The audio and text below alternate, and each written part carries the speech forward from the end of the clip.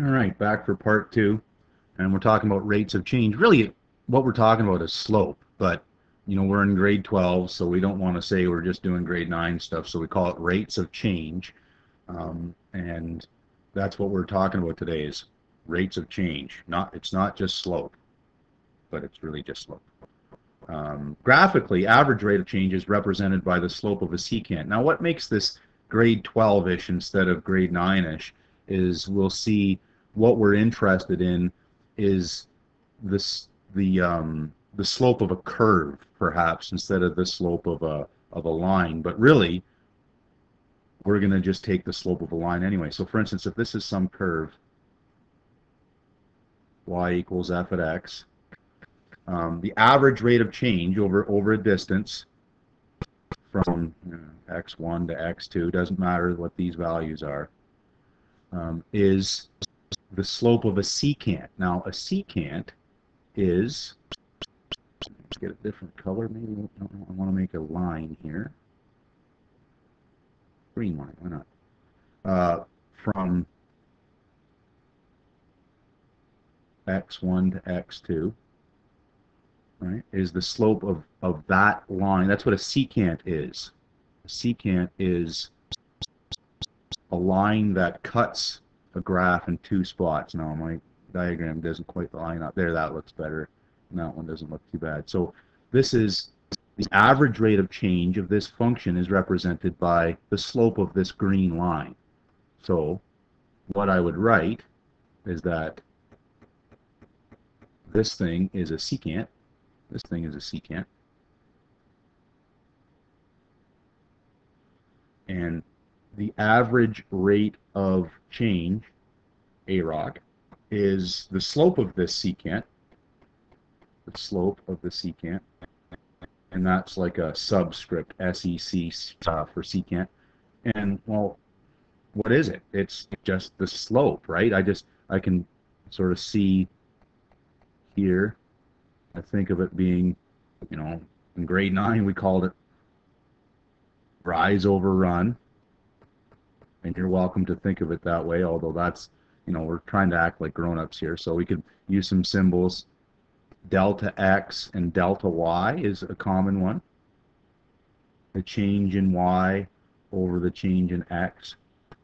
And we'll see later that we have other formula for this. But this is the average rate of change. So if I wanted to find the average rate of change of this function in black over an interval that's given, I'm finding actually the slope of that line, the secant.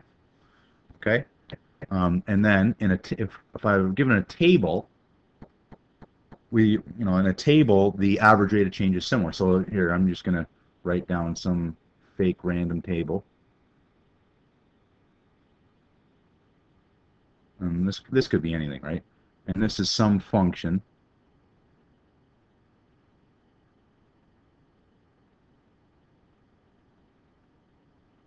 And we don't really care what the function is, but if I wanted to find the average rate of change given a table instead of given a graph, it's the slope of the secant.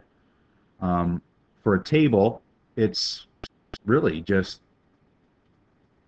the same thing, isn't it? I don't have the slope of the secant, but I can think of it as the change in y over the change in x. So for instance, the change here would be, from there to there. Well, that's the change in y values, and we'd subtract.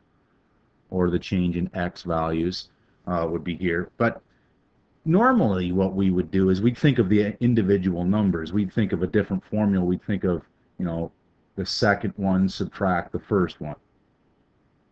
And the same thing in the x values. Even better, we can have like a grown-up grade 12 version. That's the slope formula from grade 9, isn't it? But here's the slope formula from grade 12, folks. Are you ready to have your mind blown? Instead of thinking of this as y2, we could think of this as the f values. Well, this is the f of x2, right? That's the f of x2. There's x2. Subtract f of x1 over x2 minus x1. And that's the average rate of change.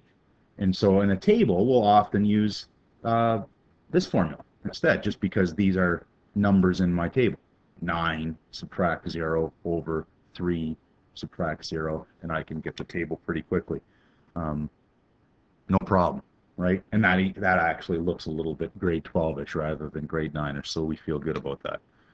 And this also lends itself to, if I don't have a table or a graph, but I have an equation of a function, then all I would do is start calculating the values there. So it says, gives the height of a particle in centimeters after t seconds. Find the AROC over each interval. So here, the average rate of change, I'm just going to, now, this isn't f at x, it's p of t. So what would I have? I'd have p at t2 subtract p at t1 over t2 minus t1, where this is t1 and this is t2. So now to actually calculate the rate of change, I need to do some work, right? I've got t1 is 2 and t2 is 5. So I'd actually have to calculate what p at t2 is, right? And how do I do that? Well, I just plunk it into that formula, right? I'm actually going to do that. Why wouldn't I do that?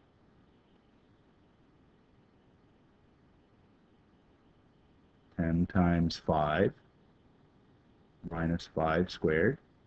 What's that? 50 minus 25 looks a lot like 25. And then p at 2 is, throw that in there,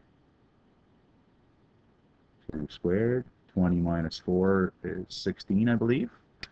And then the average rate of change, well, my y values, and this isn't from a table or from a graph, but I can go, I'm going to fill this in here. I could just fill in the numbers, but this is the first time we've seen this formula at work. I'm going to actually see how this looks with the T1 and T2 values substituted in. And this is really just y2 minus y1, although I'm using a fancy form of it, aren't I? So I got 25 subtract 16 over 5 subtract 2 is 3. What's that? That's 9 over 3 is 3. And notice my y values were centimeters, and my t values were seconds, right? So this was centimeters and seconds, centimeters per second. So that gives me the velocity, right? The speed, or the height of the particle, the change in height of the particle. So that means the particle was going up, right? Between 2 seconds and 5 seconds, since it's a positive number, we know the height was increasing. Dandy. I got to get rid of this homework label here so I can do my other calculation. And so when we do the graph, the height of the particle will be going up between 5 seconds and 2 seconds. All right. New calculation, new color. Again, here I just have the average rate of change between two values. What was it this time? 5 and 5.5. No problem. I'm actually going to skip the first value form of the equation. 5.5 subtract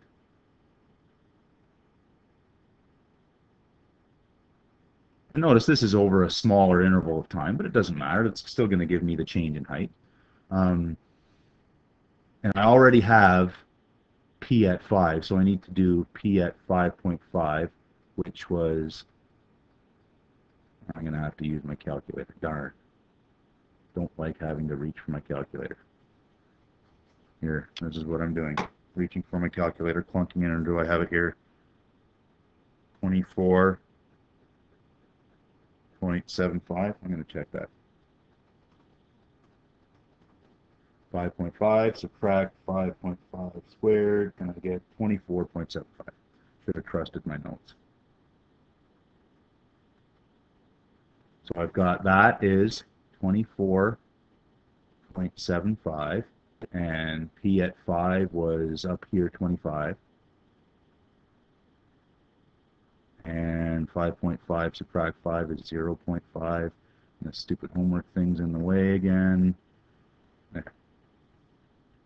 And I have, geez, it hasn't changed very much, and it's actually falling, isn't it? Right? Because this is negative 0.25 divided by 0.5, which is exactly, actually not approximately, exactly equal to negative a half. So it's starting to fall. Did it ask us to interpret it? No. But that's what this means. It was going up, and now it's going down. So what's going on? Well, they ask us to graph the function and show the secants. Well, what is this function? This is some sort of parabola. Right.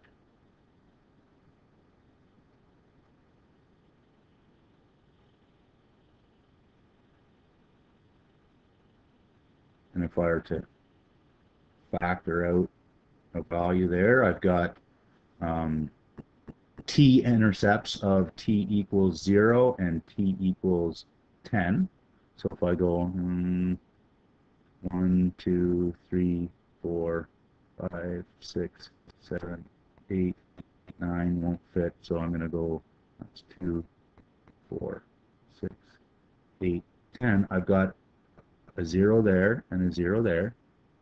And notice I got a bunch of these other calculations, but since this is a parabola, I know the vertex is going to be somewhere on the halfway point, right? So it's going to go up to a maximum and then start coming back down. Well, notice we've done some of these calculations. P at 5 is actually 25, so I know that I can go up to 25, 10, 15, 20, 25, why not?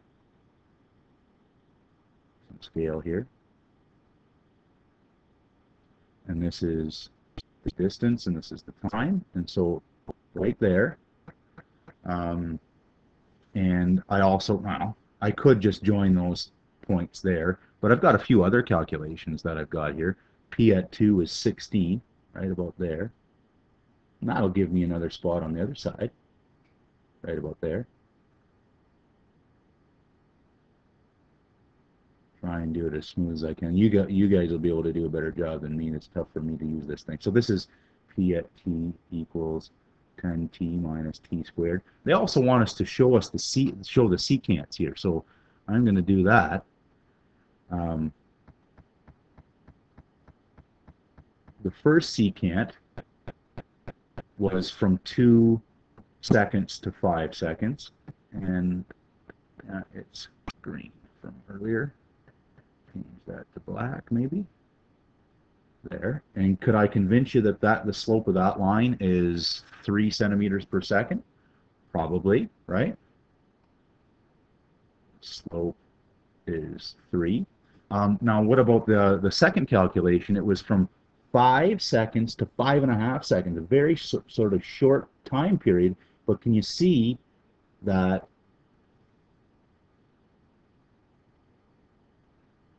the particle is actually dropping now? The maximum was 5. We didn't know that when we were calculating it, but its slope, negative after,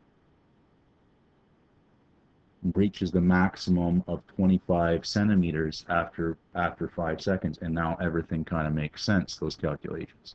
All right, there's some homework for you to do. The homework shouldn't be too bad. It's only a few, well, it's only a few. You should be able to zoom through it. All right, good luck with that.